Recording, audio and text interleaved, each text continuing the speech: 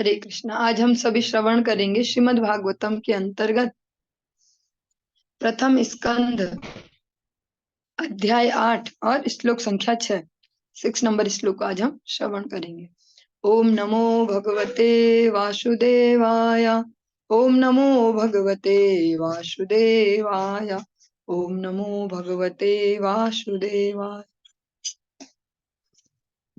याजित्वा अश्वमेधस्तम् त्रिभिरुत्तम कल्पकः तद्यशः पावनं दिक्षु शतमन्योरिवातनोत। भगवान श्री कृष्ण ने महाराज युधिष्ठिर से 3 श्रेष्ठ अश्वमेध यज्ञ संपन्न कराए और इस तरह उनकी पवित्र ख्याति 100 यज्ञ वाले इंद्र की तरह ही सर्व दिशाओं में फैल गई। इसका तात्पर्य हम श्रवण करते हैं। यह महाराज युधिष्ठिर द्वारा अश्वमेध यज्ञ संपन्न किए जाने की भूमिका जैसी है। स्वर्ग के राजा इंद्र के साथ महाराज युधिष्ठिर की तुलना महत्वपूर्ण है और ये सच में ही महत्वपूर्ण तुलना है, क्योंकि महाराज युधिष्ठिर अभी मृत्यु लोक में है। एक सामान्य मनुष्य है और स्वर्ग के राजा जो सारे देवताओं के स्वामी अधिपति हैं, उनसे उनका कंपैरिजन किया जा रहा है। स्वर्ग का राजा अपने ऐश्वर्य में महाराज युधिष्ठिर की अपेक्षा हजारों गुना बढ़कर है, तो भी महाराज युधिष्ठिर की ख्याति कम न थी। इसका कारण यह है कि महाराज युधिष्ठिर भगवान के शुद्ध भक्त थे और भगवत कृपा से ही वे स्वर्ग के राजा इंद्र के तुल्य थे। इस प्रकार हम सोचते ना, यहाँ कहा भी जाता कई बार कि भैया जो विष्णु भक्त होते हैं या हरि के भक्त वो गरीब से होते हैं, जो अन्य देवताओं के शरण में जाते हैं, बहुत उन पे धन वैभव होता है। लेकिन ये सत्य नहीं है।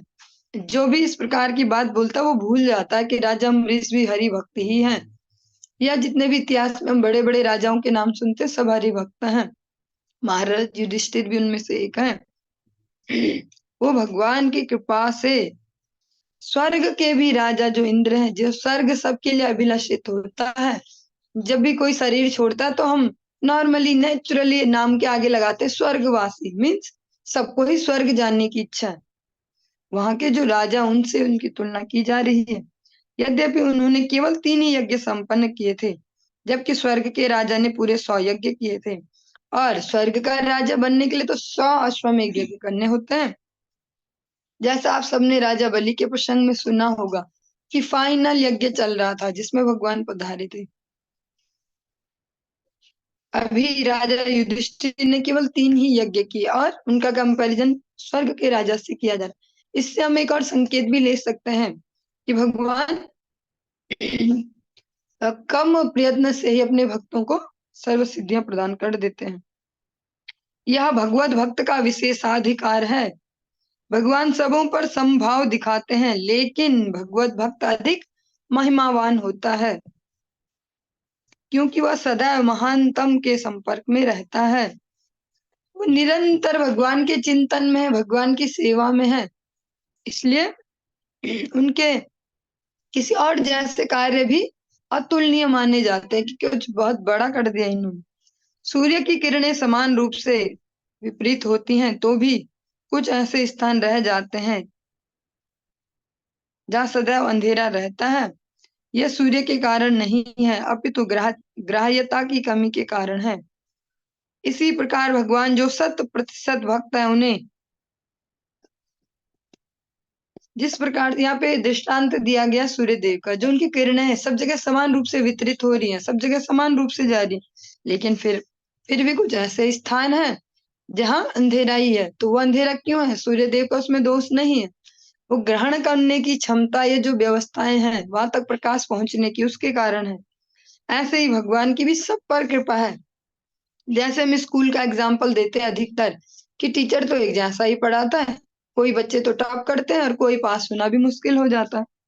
तो ऐसे ही भगवान की कृपा भी सब पर है, लेकिन जो भगवान को ही समर्पण करते हैं, 100% डिवोटेड हैं भगवान के लिए, उन पर भगवान की पूर्ण कृपा होती है। वो प्राप्त कर पाते हैं, उस पूर्ण कृपा को लाभ ले पाते हैं।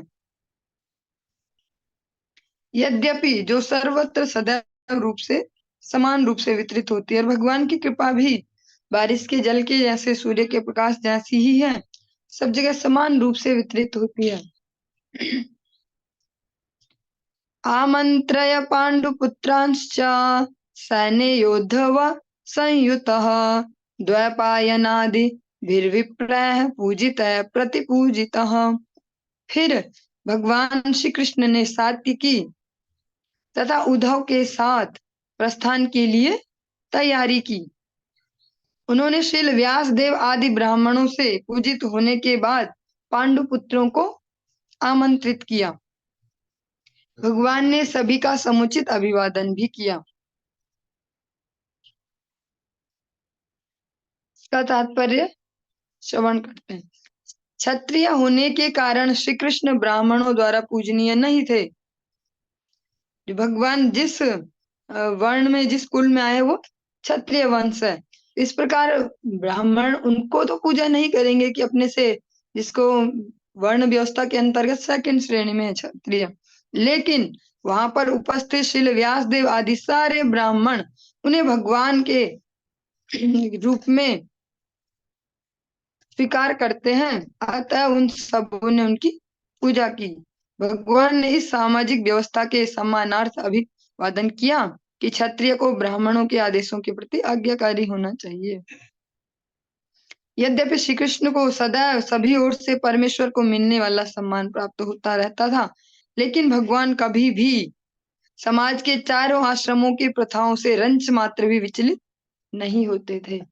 ये लाइन सुनने में सामान्य है, थोड़े से अर्थ इसका गूढ़ है। जैसे हम षड गोस्वामी गणों के चरित्र में देखते हैं, या हरिदास ठाकुर के, वो भगवत भक्त थे इस लेवल के कि भगवान के समकक्ष, लेकिन और उनका अवदान, जो उनका जो कह सकते हैं योगदान है, वो भी सर्वत्र सारे विश्व में दिख रहा है। आज पूरे वृंदावन धाम की पूरे विश्व में धूम है कि वृंदावन वृंदावन, लेकिन प्रकाश करने के बेस में कौन है, ये भी हमेशा ध्यान रखना होगा। लेकिन वो भी, ऐसे लोग भी इस लेवल के जो भगवत भक्त हैं, जो भगवान के साथ दिन रात बातचीत कर रहे हैं, भगवान जिनके पीछे घूम रहे हैं, सनातन गोस्वामी के पीछे जबरदस्ती चिपक रहे हैं मदन मोहन जी, बाबा ले जा मुझे, बाबा ले जा मुझे, तेरे साथ ही रहूंगा, तेरे साथ ही रहूंगा। ऐसे ऐसे संत भी समाज की जो वर्ण व्यवस्थाएं हैं, आश्रम व्यवस्था, उनका उल्लंघन करते कभी नहीं दिखते लोक शिक्षा के लिए। ऐसा ही स्वयं भगवान कृष्ण भी अभी क्षत्रिय वर्ण में है, लेकिन जब ब्राह्मणों ने उनका पूजन किया, क्योंकि वो जानते ही भगवान है, लेकिन भगवान भी सम्मान कर रहे हैं कि मैं भी क्षत्रिय वर्ण में हूँ, तो फिर भगवान इस भाव से उनकी सेवा पूजा को ले रहे हैं अभिवादन के साथ कि आप मुझसे महान हो, तो आपकी आज्ञा पालन के लिए मैं कर रहा हूँ, आपकी प्रसन्नता के लिए। जैसा आप सभी ने जब भी हरि कथाएं सुनते हो, कितने महान महान वक्ता भी होते हैं, भक्त, बड़े से बड़े संत, वो भी क्या बोलते हैं कि इनकी आज्ञा पालन के लिए मैं ये सुना रहा हूँ, मेरी सामर्थ्य नहीं। ऐसा ही भगवान कृष्ण भी कहते हैं कि मैं तो क्षत्रिय वर्ण में हूँ और ब्राह्मणों से पूजा का अधिकारी तो नहीं हूँ, लेकिन आप लोगों की प्रसन्नता के लिए, आपकी आज्ञा के पालन के लिए कर रहा हूँ। ऐसा ही हरिदास ठाकुर है, नाम के आचार्य है, ऐसा कोई कभी कर भी नहीं पाएगा, न भूतो न भविष्यति। जिस प्रकार का आचरण उनका है, इतना निरंतर, जिसको बोलते हैं अबाधित हरिनाम करना, एक सेकंड के लिए भी हरिनाम को न रोकना, चाहे वो खाते हुए, सोते हुए, किसी भी अवस्था में निरंतर हरिनाम। ऐसे हरिदास ठाकुर भी अपने शरीर के धर्म की, जो शरीर जहाँ उसको जन्म मिला है, उन मर्यादाओं का उल्लंघन करते कभी नहीं दिखते।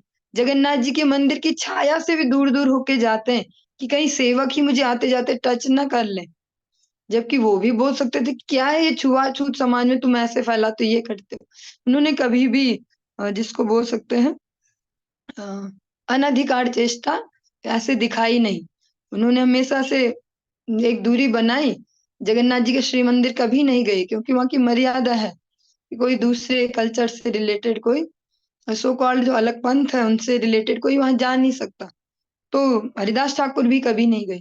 रूप गोस्वामी, सनातन गोस्वामी, उन्होंने भी संग किया था यवन शासक का, वो भी इस भाव से खुद को पतित मानते हैं, वो भी कभी नहीं गए।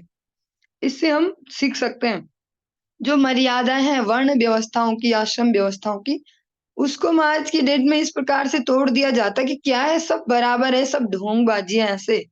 लेकिन जो लोग अभी भी सिंसियर होते हैं वो उसको अपने उत्थान के लिए या अपने सेटिस्फेक्शन के लिए उसको पालन करते हैं। और है भी ऐसा ही। ये जबरदस्ती वाला कोई केस नहीं है कि जबरदस्ती बोलो कि ये वाले ऐसे ये वाले ऐसे। हमको खुद से ही देखना होता है, और जो जितना महान होते जाता है उसमें उतनी दीनता अंदर से आती ही जाती है। वो फिर वहां पर वो ऐसा नहीं बोल देते कि भगवान ने बोला सर्वधर्मान परित्यज्य, या महाप्रभु ने बोला राय रामानंद से एहो बाह्य एहो बाह्य, ऐसा नहीं बोलते वहां पे। वो जानते हैं ये सब तत्व, पर ऐसा नहीं करते। क्योंकि अगर समाज में इस प्रकार से विद्रोह उत्पन्न होगा तो सारी व्यवस्थाएं चरमरा जाएंगी, और उनके रिजल्ट्स भी आज आप सब देख ही रहे हैं।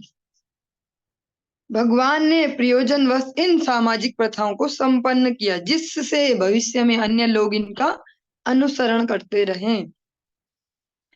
जिस प्रकार से वो इसी भगवत गीता में जब श्रवण करते हैं, भगवत गीता में भगवान कहते हैं यद यदा चरति श्रेष्ठा तत्त देवेतरो जना सायत प्रमाणम कुरुते लोकस्तदनु वर्तते। जैसे जैसे श्रेष्ठ जन करते हैं वैसे समाज के अन्य वर्ग उनका अनुकरण करते हैं, अतः उन्हें सारी मर्यादाओं का ध्यान रखना ही होता है। वो ऐसा करते हैं क्यों? उन्हें आवश्यकता तो नहीं है इन मर्यादाओं के बंधनों में रहने की, लेकिन फिर भी पालन करते हैं ताकि समाज में एक व्यवस्था सुचारू रूप से चलती रहे। गंतुम कृत मतिर्ब्रह्मन् द्वारकां रथमास्थितः उपलेभे अभि धावन्ति मुत्तरां भय विह्वलाम्। ज्यों ही वे द्वारका प्रस्थान के लिए रथ पर सवार हुए, त्यों ही उन्होंने भयभीत उत्तरा को तेजी से उनकी ओर आते हुए देखा। भगवान पांडव कुल के सारे सदस्य पांडव कुल के सारे सदस्य अपनी रक्षा के लिए भगवान पर आश्रित थे, अतः भगवान समस्त परिस्थितियों में उनकी रक्षा करते थे। वैसे तो भगवान सबों की रक्षा करते हैं, किंतु जो लोग उन पर पूर्ण रूपे निर्भर रहते हैं वे उनकी विशेष रखवाली करते हैं। पिता अपने नन्हे पुत्र के प्रति विशेष सतर्क रहता है, क्योंकि वह पिता पर पूर्णतः आश्रित होता है। जैसे परिवार में भी देखते हैं, अगर 2-3 बच्चे हैं या ज्यादा भी जितने भी, तो जो सबसे छोटा बच्चा अभी जो खुद पर अभी इतना बोल सकते इतना मैच्योर नहीं, अपना ध्यान खुद रख पाए, तो उसका विशेष ध्यान रखते हैं माता पिता या परिवार के अन्य बड़े सदस्य। ऐसे ही भगवान, जो भगवान पर जितना आश्रित है या भगवान के प्रति जितना समर्पित है, भगवान मजबूर हो जाते हैं उसके प्रति उतना ही समर्पण के लिए। क्योंकि भगवत गीता में आप सबने याद किया होगा, अभी याद नहीं किया है वो याद करवा देंगे। ये यथा माम प्रपद्यन्ते तांस तथैव भजाम्यहम्। भगवान बोलते जो जिस भाव से मेरा स्मरण करता मैं भी उसी भाव से उसका मैं स्मरण करता हूँ। तो भगवान सारे विश्व की ठेकेदारी तो लेते ही हैं, लेकिन जो उनके ऊपर ही आश्रित है, उन पर ही निर्भर है हर प्रकार से, बस जो मई अनन्य भावेन भाविता, जो भगवान पर अनन्य भाव से भावित हैं, तो भगवान फिर उनके लिए ही कहते हैं योगक्षेमम वहाम्यहम्।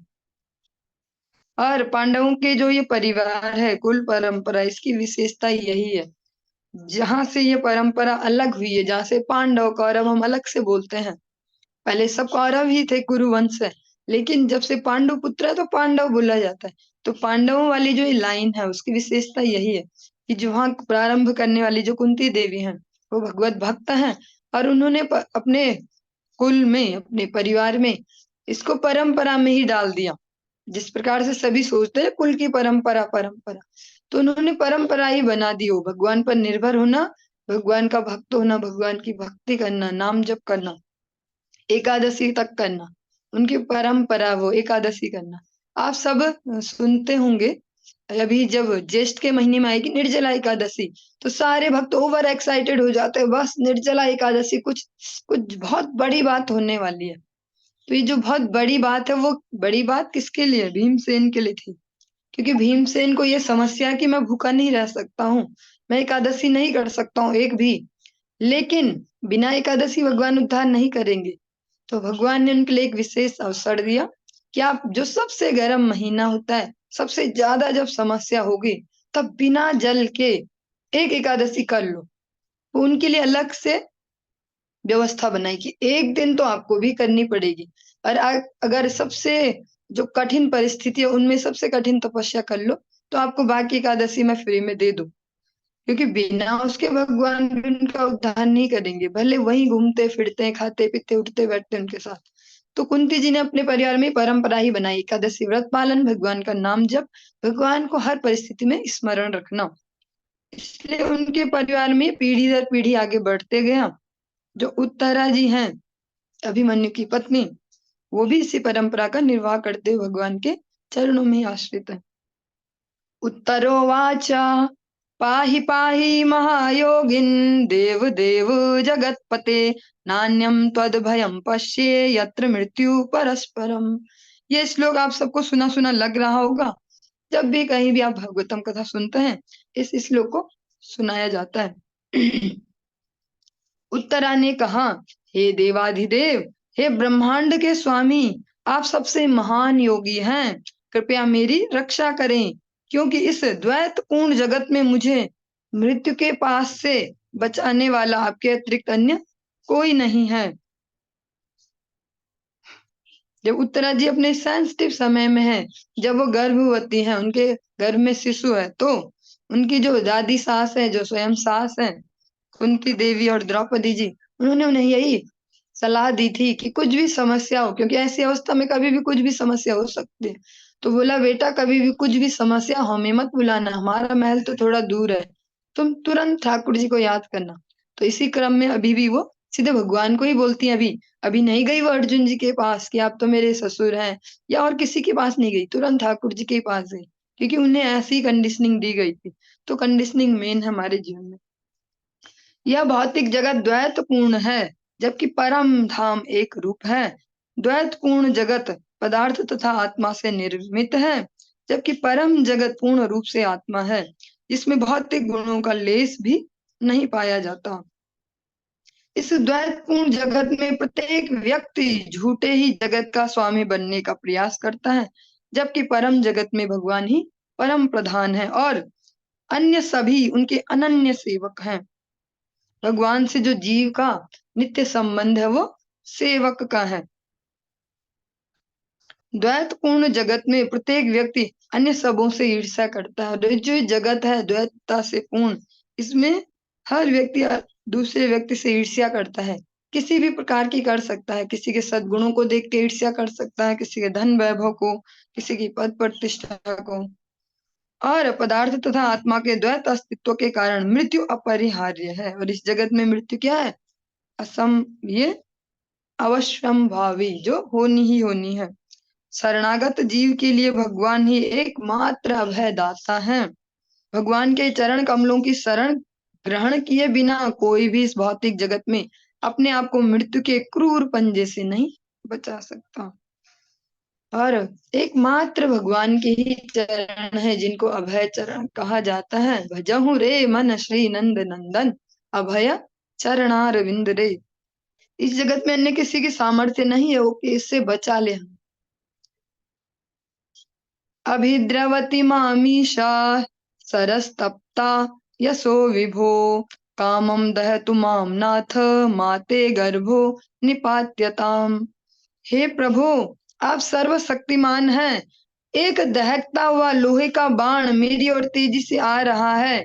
मेरे प्रभु, यदि आपकी इच्छा हो तो यह मुझे भले ही जला दे, लेकिन यह मेरे गर्भ को जलाकर गर्भपात न करे। हे प्रभु, कृपया मेरे पर इतना अनुग्रह करें।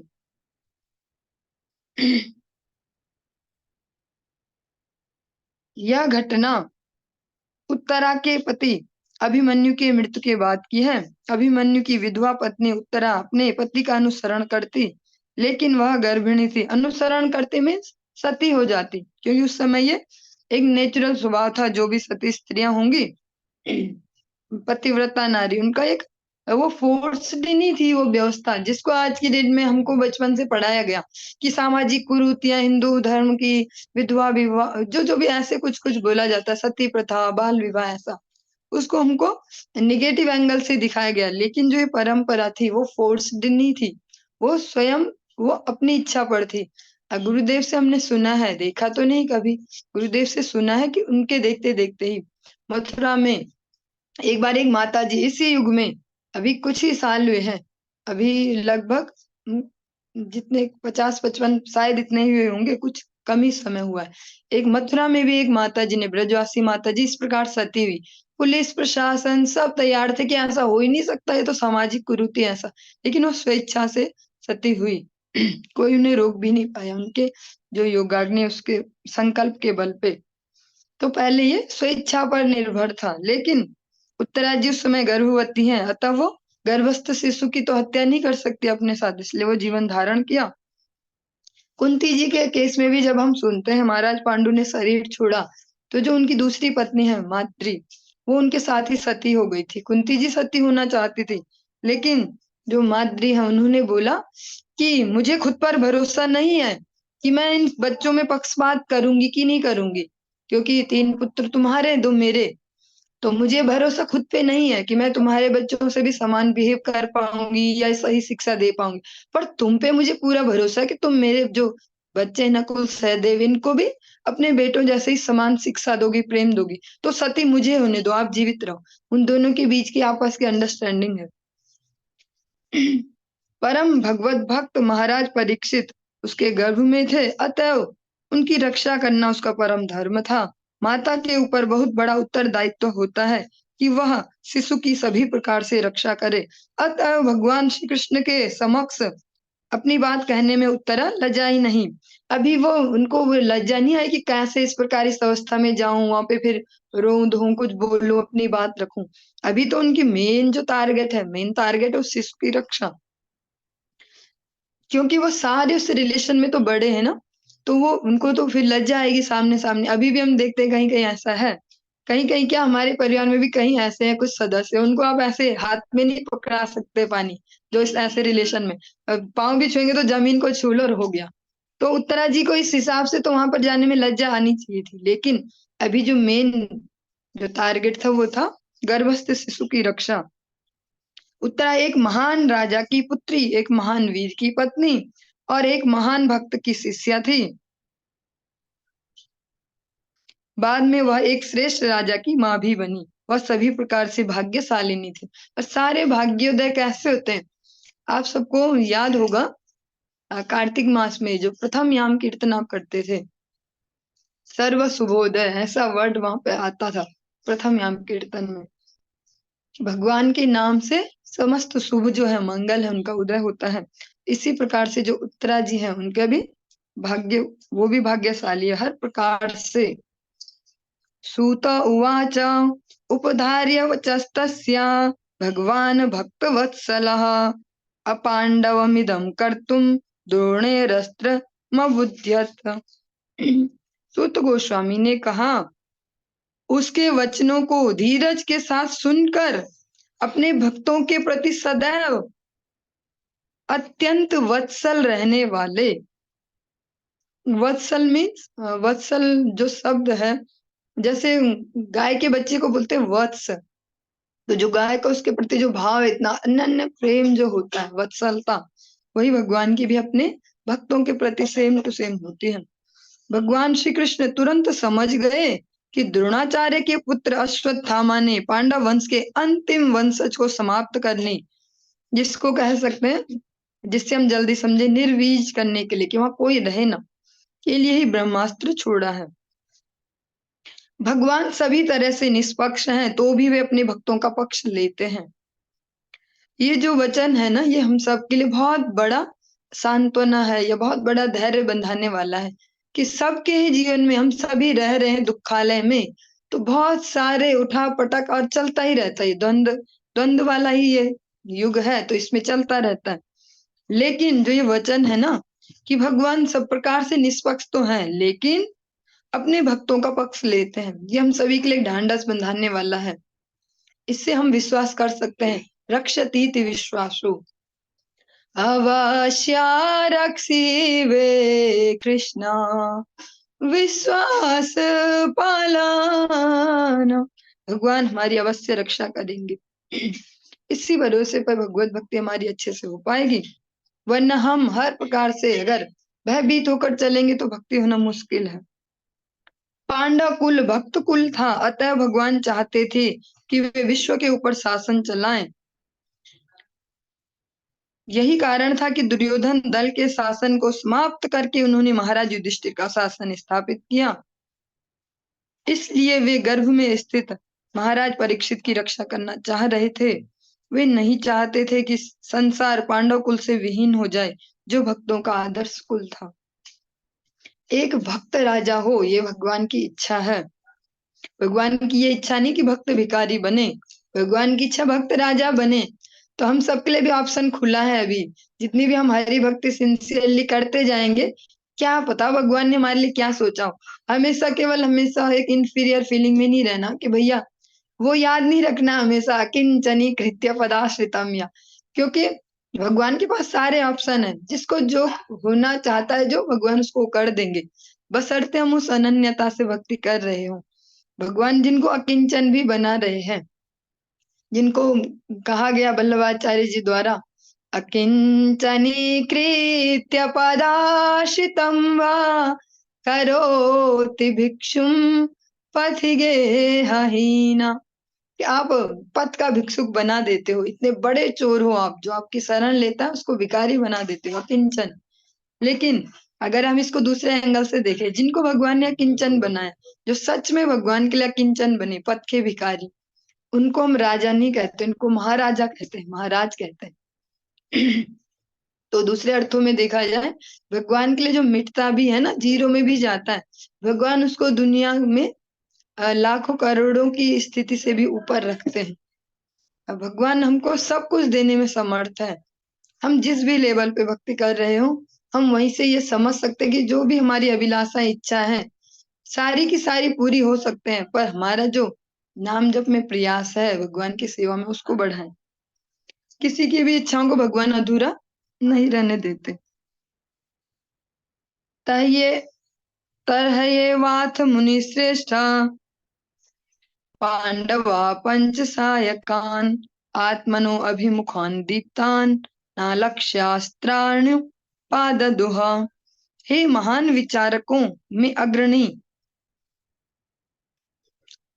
ये सूत जी बोल रहे हैं कि हे महान विचारकों में अग्रणी, मीन सौनक जी को लक्ष्य करके कह रहे हैं। उस दहकते हुए ब्रह्मास्त्र को अपनी ओर आते देखकर पांचों पांडवों ने अपने अपने पांचों हथियार संभाले। ब्रह्मास्त्र परमाणु हथियारों से भी सूक्ष्म होता है। अश्वत्थामा ने महाराज युधिष्ठिर आदि पांच पांडवों को तथा उत्तरा के गर्भ में स्थित उनके एकमात्र पौत्र को मारने के लिए अपना ब्रह्मास्त्र छोड़ा था। अतएव यह ब्रह्मास्त्र, जो परमाणु हथियार की अपेक्षा अधिक प्रभावशाली तथा सूक्ष्मतर होता है, परमाणु बमों की भांति अंधा नहीं था।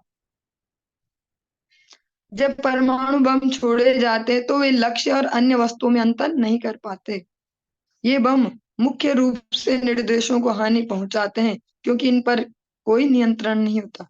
जो ब्रह्मास्त्र वो आज के जो वेपन है, उनसे थोड़ा डिफरेंट था। जैसे आज की डेट में देखिए तो बहुत एडवांस वेपन भी बन रहे हैं अब, जो एआई से युक्त हैं, जो टारगेट को भी पहचान के जाएंगे, लेकिन उनमें भी मिस्टेक हो जाती है।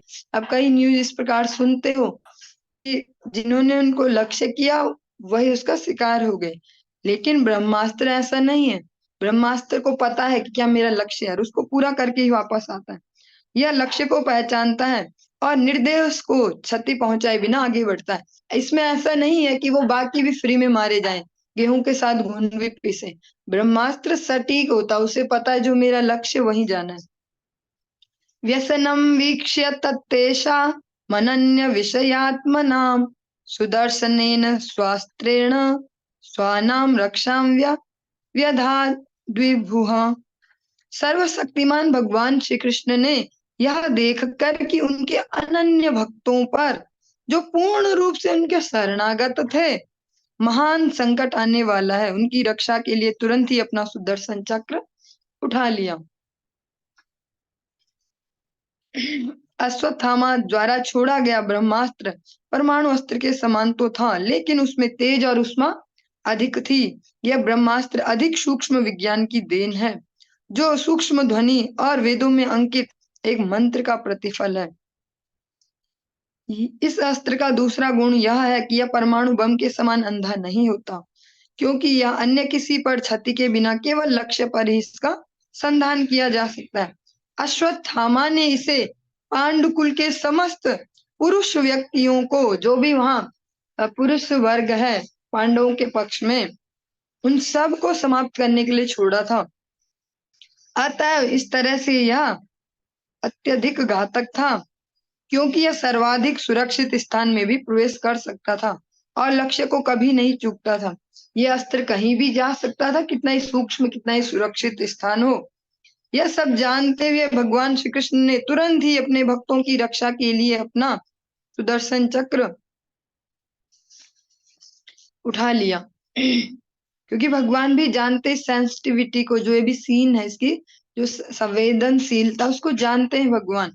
तो भगवान ने तुरंत अपना सुदर्शन धारण किया, क्योंकि ये भक्त कृष्ण के अतिरिक्त अन्य किसी को नहीं जानते थे, क्योंकि इनका कोई और नहीं है। ये किसको बुलाएंगे? अब हम तो बुला लेते हैं, सोमवार को इसको बुला लो, मंगल को इसको बुला लो, बुध को इसको बुला लो, बृहस्पति, शुक्र, शनि, अलग अलग जगह हमारी शरणागति होती है। लेकिन जो पांडव कुल है, उनकी एक ही जगह, बस एक ही जगह उनका समर्पण है, एक निष्ठ समर्पित है भगवान के चरणों में। तो भगवान भी ऐसे ही इसी प्रकार से पूरे तरीके से कमिटेड है, प्रतिबद्ध है अब उनकी रक्षा के लिए, कि भैया इनका तो मेरे अलावा कोई भी नहीं है। भगवत गीता में भगवान ने स्पष्ट रूप से वचन दिया है कि उनके भक्त कभी विनष्ट नहीं होती। न मे भक्ता प्रणश्यति। वे भक्तों द्वारा की गई भक्तिमय सेवा की मात्रा या गुण के आधार पर कार्यवाही करते हैं। जैसे जैसे हमारा जितना जितना भाव है, उसके हिसाब से भगवान भी करते हैं, क्योंकि भगवान से बड़ा बनिया भी कोई नहीं है, हिसाब किताब वाला। जिसका जैसा समर्पण है उसको वैसा ही रिजल्ट देंगे। इसीलिए हम बोलते हैं ना किसी को कि आप पे तो बहुत कृपा है भगवान की, आप पे तो बहुत, अरे तो बहुत कृपा है तो बहुत उसने कीमत भी दी होगी, है ना। तो हम भी कीमत बढ़ाते जाएं, मतलब भगवान के प्रति भावना बढ़ाते जाएं, सेवा पूजा, भगवान की सेवा के प्रति निष्ठा बढ़ाते जाएं, गुरु निष्ठा बढ़ाते जाएं, तो वो कृपा भी खुद बढ़ेगी। अमाउंट अगर वो कम लग रही है हमें, पहले होती नहीं है, कम ज्यादा लग रही है, तो रीजन है हमें कुछ गड़बड़ है। क्योंकि आप सबको याद ही होगी, एक लाइन है वो हिंदी कीर्तन की, उनकी करुणा में कोई कमी है नहीं, पात्रता में हमारी कमी रह गई। जैसे जैसे पात्रता बढ़ाएंगे, कृपा को भी उसी अमाउंट में अनुभव कर पाएंगे, क्योंकि कृपा तो हो ही रही है अनवरत, लेकिन अनुभव उतना ही कर पाएंगे जितना हमारा प्रयास होगा भगवत भजन के लिए, भगवत सेवा के लिए। यहाँ पर अनन्य विषयात्म नाम शब्द महत्वपूर्ण है। पांडव गण स्वयं महान योद्धा होते भी भगवान के संरक्षण पर 100% आश्रित थे। बहुत बड़ी बात है ये। हमारा तो जो केस है, हम तो है ही नहीं कुछ काम के, तो इसलिए भगवान पे आश्रित है। लेकिन पांडव तो पूर्ण समर्थ हैं, इतने बड़े योद्धा हैं, फिर भी वो भगवान पर ही आश्रित है 100%। लेकिन भगवान है कि बड़े से बड़े योद्धाओं की उपेक्षा करके क्षण भर में उनका विनाश कर देते हैं। जब उन्होंने देखा कि अश्वत्थामा के ब्रह्मास्त्र को काटने के लिए पांडवों के पास बिल्कुल समय नहीं रह गया, तो उन्होंने अपने ही प्राण को भी तोड़ते हुए तुरंत अपना अस्त्र उठा लिया। यद्यपि कुरुक्षेत्र का युद्ध समाप्त प्राय था, तो भी अपने प्रण के अनुसार उन्हें अपना अस्त्र नहीं उठाना चाहिए था। लेकिन इस समय तो प्रण की अपेक्षा आपातकाल अधिक महत्वपूर्ण था। भगवान ने महाभारत के युद्ध के प्रारंभ में ही प्रण लिया था कि इस युद्ध में मैं कोई भी अस्त्र शस्त्र नहीं धारण करूंगा। तो आप सबने ये श्रवण किया है कि भीष्म पितामह के लिए भी एक बार भगवान ने प्रण तोड़ा। वहां भी रथ के पहिए को ही सुदर्शन के रूप में उसको यूज करने लगे। और एक बार यहाँ पर भी, जबकि अब तो युद्ध पूरा हो ही चुका है लगभग, क्योंकि सब कुछ तो हो ही गया है, पर अभी जो अश्वत्थामा है उनको अभी भी चैन नहीं पड़ा है। तो इसलिए भगवान को अपने भक्तों की रक्षा के लिए उस कुरुक्षेत्र की भूमि में जहां प्रण लिया था कि यहाँ कोई अस्त्र नहीं उठाऊंगा, फिर से अपनी प्रतिज्ञा तोड़ दी। जैसे भगवान है ना, ऐसे उनके शुद्ध भक्त भी होते हैं। आप सुनते हैं वसुदेव जी का चरित्र, या अन्य ऐसे कई भक्त हैं जो अपने प्रतिज्ञाओं को छोड़ देते हैं भगवान के लिए। धर्म, जो उसको हम धर्म कहते हैं, उसको भी छोड़ देते हैं भगवान की प्रसन्नता के लिए। क्यों? क्योंकि ऐसा ही भगवान भी तो करते हैं।